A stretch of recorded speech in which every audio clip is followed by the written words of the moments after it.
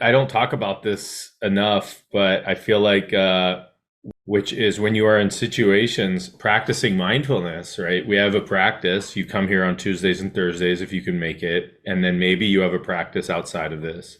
Maybe you have a practice right before you wake up or as you're falling asleep.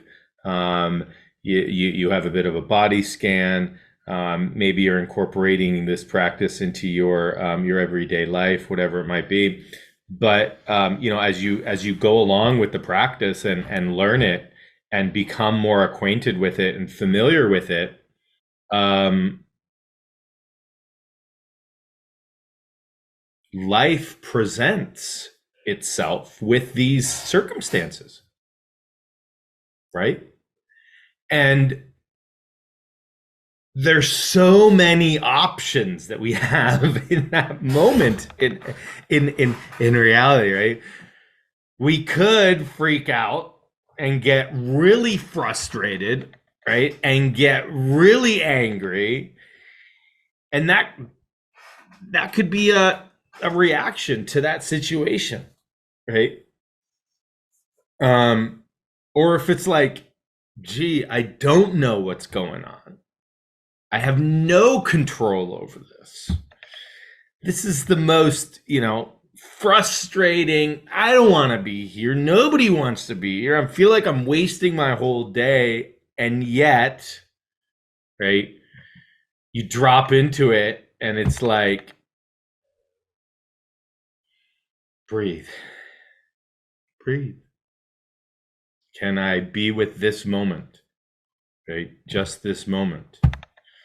And what's coming up for me? Well, and you might even label it. I'm frustrated. I'm angry.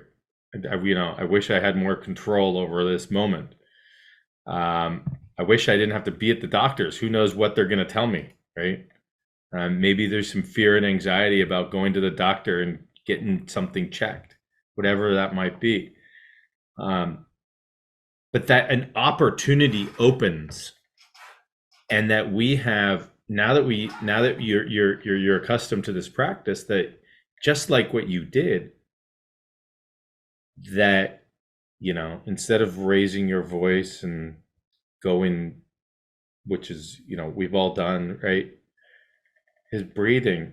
And maybe you even close your eyes and you breathe, and you might have actually even affected somebody else, like when the nurse or the assistant comes in and it's like, oh my god, I'm so sorry, and you're calm. It's like, oh wow, that you know sometimes that's happened to me, where it's like I'm feeling really stressed, and the patient, and it's like, oh my goodness, this patient, based on this must be feeling a certain way, and I walk into the room, and they actually help resonate, they actually help calm me down because of the practice that they're doing. I'm like, oh wow, that was very nice. Like, you didn't yell at me, right? Or whatever it might be, because of a practice that you're doing internally that can actually help everyone. It can help the whole office. But that these moments appear, that they appear every single day, and that there's choices that we make. And what better choice to make than say, you know what, I'm just going to practice my mindfulness. Right? I'm just going to, okay, look, this is not what I want, right? But like, we could extrapolate this to the entire world, right? I don't want COVID to be around. I don't want infectious diseases to be constantly bombarding us. I don't want there to be famine. I don't want kids to not be fed. I don't want people to be homeless, right? We could go on and on and on and on and on and on and on and on and on and on, right? And I could perseverate on that, and we all know what that would happen if we do. But yet we have this opportunity. We have these opportunities that come, and it doesn't mean that we're inactive. Okay, I think a lot of people have that perception. It's like, well, you're just going to sit on your couch and do nothing. It's not true. It's not true. There comes a response. And the response comes from mindfulness, comes from an integrated, holistic mentalization, full body sensation, heart centered response, as opposed to just a triggering response. We're going to continue with this with mindfulness of breath and awareness of body from Breathe, You Are Alive, because I love it. I love it.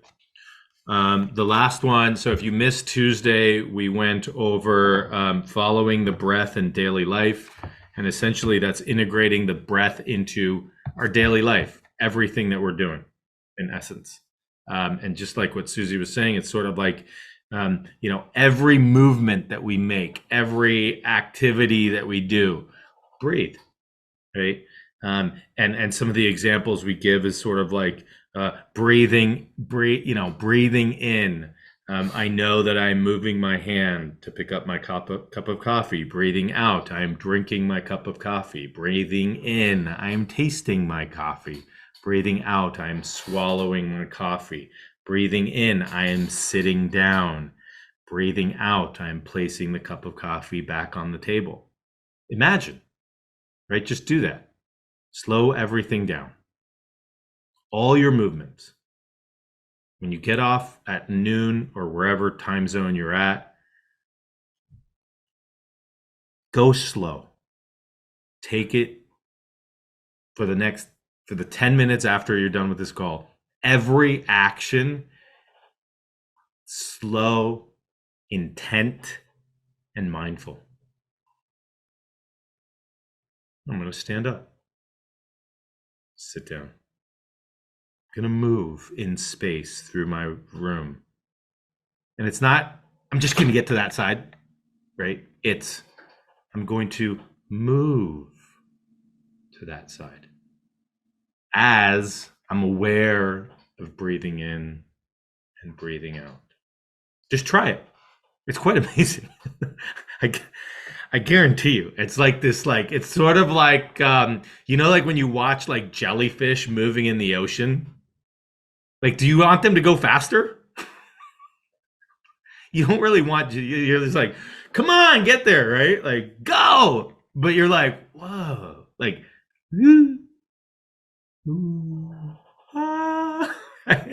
and so, I mean, on YouTube nowadays, you can find like, some really cool things with the jellyfish and sound and music and things.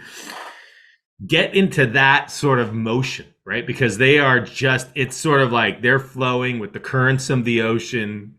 They're flowing, they're sensing, they got their tentacles kind of cruising, they're moving around, but their flow, right? It's not like you're like how many of you had the thought, gee, I wish they could go faster when you're seeing it? I wish I could get to the other side of my room faster. I wish I could eat my lunch faster. But when we eat lunch, we just scarf it down, and many of us don't even pay attention to how we're eating. There are 4 exercises in connection with the body. Number 1 is breathing, because we breathe with our body. Number 2 is recognizing the body and calming the body. Recognizing the body and calming the body. And a lot of that is the body scans that we've done, right? Even bringing awareness. You just, by paying attention to that body part, you start to notice it. Simply by paying attention sometimes to body parts, is that the tension in them starts to quiet down, calm. But even holding the intention of calming that body part, it can be very powerful. Like if you can imagine right now, just bringing your awareness to your body and noticing any part of your body that you feel like you're holding and intentionally releasing that. Oh, I can do that. You might even move. You might even make a little movement, right? Whatever it is. All right, so recognizing the body and calming the body, recognizing the positions of the body. When standing, sitting, walking, or lying down, you are standing, sitting, walking, or lying down. I know this seems very basic, but simply bringing awareness to this is the power. As you are lying down, here I am lying down. As you get up, here I am getting up. As you sit, here I am sitting. And then breathing. Breathing in, I am sitting. Breathing out, I am sitting. Right? And then recognizing actions of the body, like bending down, drinking tea, lifting up a cup of tea. Okay. If your actions are hurried and forgetful, you recognize that. And once you do, your hurriedness and forgetfulness will disappear. So imagine, right, that you're using breath and body as the mindfulness practice. Oh, I went and grabbed my hat. That was really quickly. That is sort of like the mind wandering and you coming back to the present moment with intent and awareness and mindfulness. So here I am moving to grab my hat. I grab my hat. I feel the texture of my hat. I put it on my head. Feeling the movement of the body, right? So we were using mindfulness. We've always used kind of like an anchor with the mind, concentration, but now it's integrating the breath and the body and the movements. It's like, oh, I wasn't paying attention to the movements. Well, then now you come back to a slow, intent, mindful movement. Okay. So it's quite beautiful. So breathing, recognizing the body, calming the body, a lot kind of like a body scan, recognizing the positions of the body when you are in those positions, being aware of them, and then recognizing the actions of the body, recognizing the actions of the body and having a full body sense of them. All right. In that, he goes on to say, during the practice, body and mind become unified. All right. There was one more part here before we get into our practice. Oftentimes in pain, either we identify with that body part or we hate that body part. Right? Right? It's like, if only, I mean, I've actually had patients that have told me, and maybe you have this experience too, if only I could cut off my left arm. My left arm, I have so much pain in my left arm that if only I could cut it off. It's like, wow, right? And when they look at their left arm, it looks like they're looking at something foreign, like an alien. It's not even, they don't even imagine it being connected to them, right? Because it has caused so much harm, so much suffering from, you know, whatever injury or pain or whatever is coming from that, right?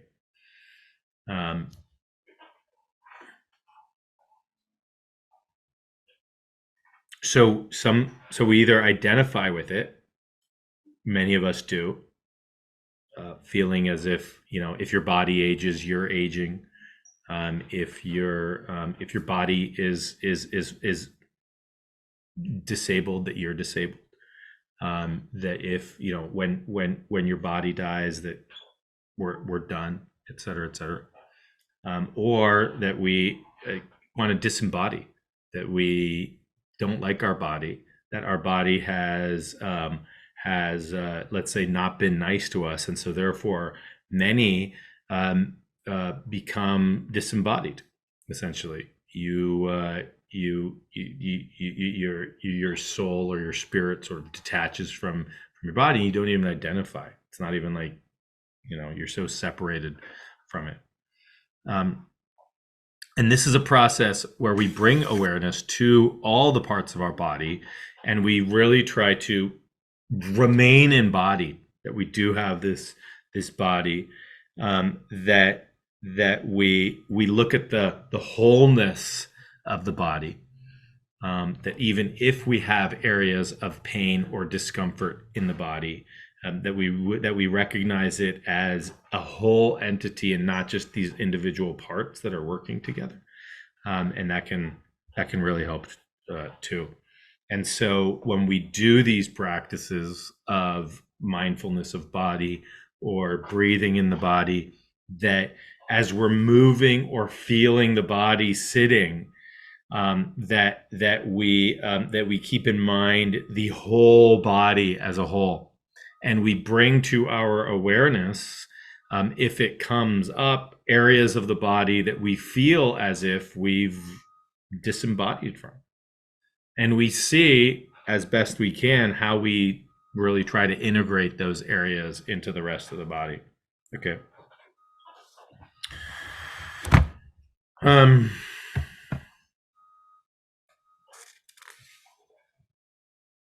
a good way of doing this is actually, even just saying thank you to your body. We oftentimes don't do that. We get up, all going. We stand on our feet all day, or we sit, or we're asking our body to do all these things, and yet we don't really embrace it. We don't really say thank you. But you can just be grateful. All right. So that's essentially what we are going to. That's going to be our practice.